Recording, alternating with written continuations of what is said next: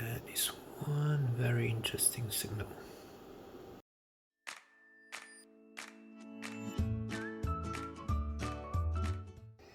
Hi everyone. In this episode, I'm going to show you how to connect the LAN adapter to this 3000 series scope.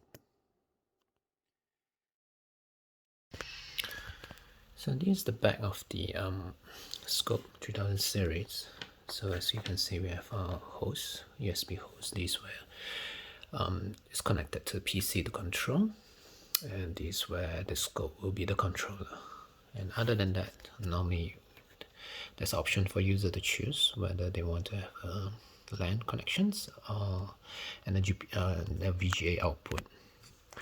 So we do have this device adapter, LAN and VGA, especially made for InfiniiVisions, 3000 series and 2000 series, 4000 series and 6000 series. So this is how it's connected. So you have to make sure that the scope is powered on before you attach this in. So just press it. Yeah. Once you hear the click, and you're done. So this is where you put in the Kensington lock. Just make sure that there's no one pick this up and remove it. So after you connect the adapter at the back, and then you power up, and this is where you're going to see whether it works. Of course, when you connect the adapter to an Ethernet LAN cable to a router or switch or a PC, when you start seeing blinking on the amber light and the green light, it shows that the connection is established and high chance that your connection is good. So we're going to go here,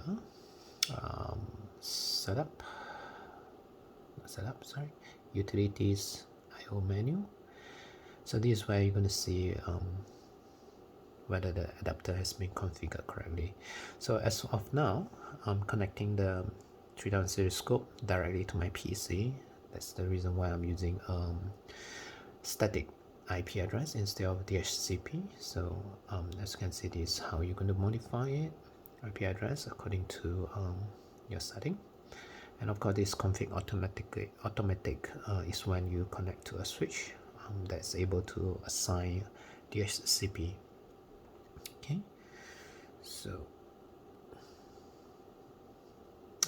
once we've done that,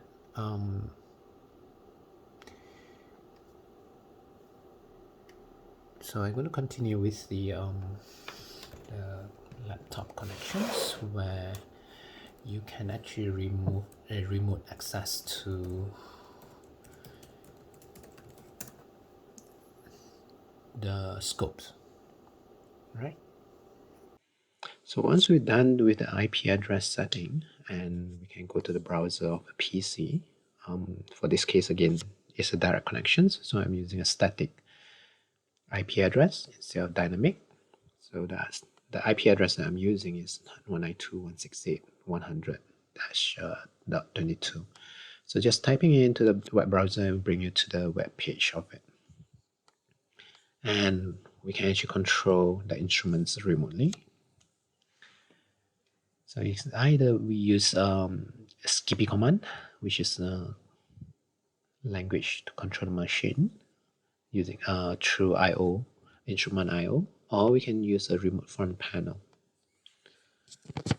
Once you click on the remote front panel, this is exactly what you're seeing on the screen of the box. So you can do similar things like what you do on the box, like changing the time scale or the voltage scale. So other than that, so this is just a setup. Once we set up here, the things that we can do, one of it is to create a waveform remotely. And again, just go to keysight.com and look for this Benchlink waveform builder. And as you can see, supported waveform generator is this 3000, 3000T, 4000 series. And just need to download. And again, this is a license. It needs license to run, but you can try out for 30 days. So once you install, this is how it looks like. And of course we need to connect to the instruments, but again, it can run without the instruments if you want to try out something, and then you can export that waveform manually. But for now, let's try to connect to the instruments since we are here. So this address that we have, and just need to click connect, and done. So before that, based on one step, one of the thing that you have to do is go to connection expert. So you have to install this Keysight connection expert and just add in the instruments. Okay. So here I'm going to show you the easy way to create a waveform. Let's remove this for now. Double click on it. Sorry, cancel and delete. So we have a range of selections of our different waveform here. Let's try sine wave, the easiest. So we really want to maximize that memory, the sample that we have, so that we can have a very nice looking waveform. Just click OK. So once you're satisfied with that, the other things I can do is this edit and edit the points by table. So if let's say you want to have a very special signal, let's choose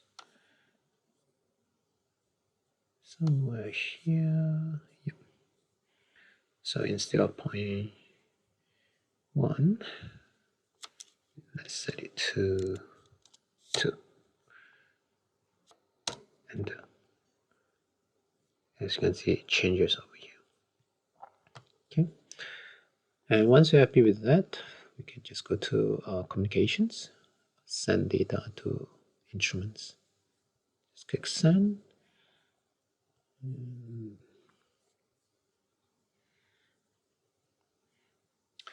So as you can see, there's nothing here, but just wait for a while. Just need to go to source. Just need to turn on waveform generator. And there you go. Okay. So as you might have seen in the beginning of the video, I have a very weird looking signal. So this is how I did it. So let's close this. Let's go to waveform, remove this, cancel it, delete, and freehand draw. So let's say we start from here, and then we have something like this, and then we have something like this. Flat line, go up, down. Okay, so you can stop anytime you want. It doesn't really matter. And we can actually go and send the data right now. Oops, sorry, we have to recalculate. So once we've done that, oh, there's a broken part here. Oops. Yeah, let's try again.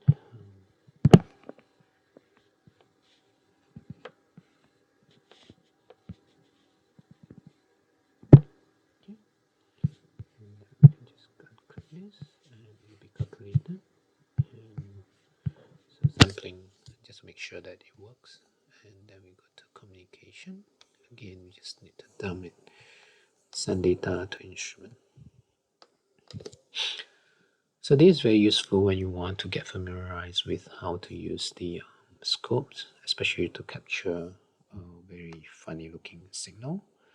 So I'm going to go straight to the box and set up this zone trigger. But before that, a trigger line still need to be used. Let's say we want to make sure that the signal doesn't cross here. So let's say zone 2 must not cross. And let's say this zone 1 must have some signal. So as you can see right now, it's always stay in that area. So there you go. This is one of the usage for zone trigger. Alright, thanks for watching.